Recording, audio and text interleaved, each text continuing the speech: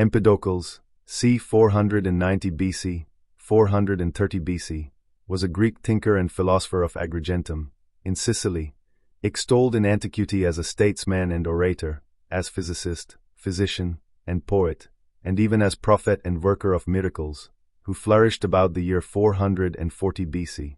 He conceived the universe as made up of four eternal, self-subsistent, mutually underivative, but divisible, primal material bodies, mingled and moulded by two moving forces, the uniting one of friendship and the disuniting one of strife. It is fabled of him that, to persuade his fellow citizens, with whom he had been in high favor as their deliverer from the tyranny of the aristocracy, of his bodily translation from earth to heaven, he threw himself unseen into the crater of Etna, but that at the next eruption of the mountain his slipper was cast up and revealed the fraud. Wisdom and quotes God is a circle whose center is everywhere, and whose circumference is nowhere. Fragments. Each man believes only his experience. Blessed is he who has acquired a wealth of divine wisdom, but miserable he in whom there rests a dim opinion concerning the gods. None of the gods has formed the world, nor has any man. It has always been. No mortal thing has a beginning, nor does it end in death and obliteration. There is only a mixing and then separating of what was mixed, but by mortal men these processes are named beginnings. The force that unites the elements to become all things is love, also called Aphrodite. Love brings together dissimilar elements into a unity, to become a composite thing. Love is the same force that human beings find at work in themselves whenever they feel joy, love and peace.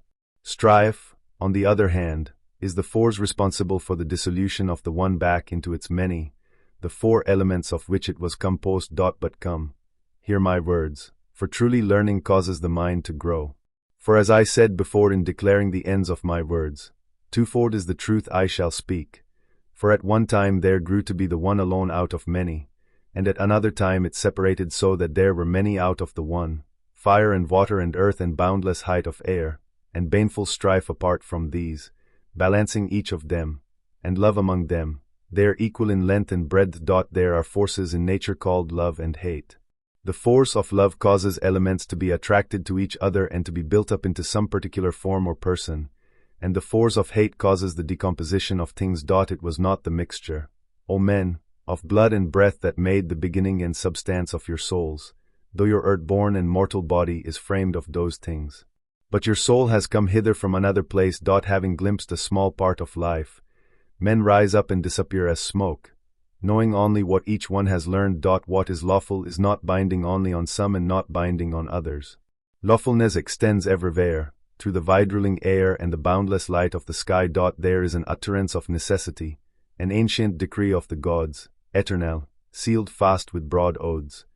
Whenever anyone defiles his body sinfully with bloody gore or perjures himself in regard to wrongdoing, one of those spirits who are heir to long life, tries 10,000 seasons shall he wander apart from the blessed, being born meantime in all sorts of mortal forms, changing one bitter path of life for another. And I will tell you something else. There is no birth of all mortal things, nor any end in wretched death, but only a mixing and dissolution of mixtures.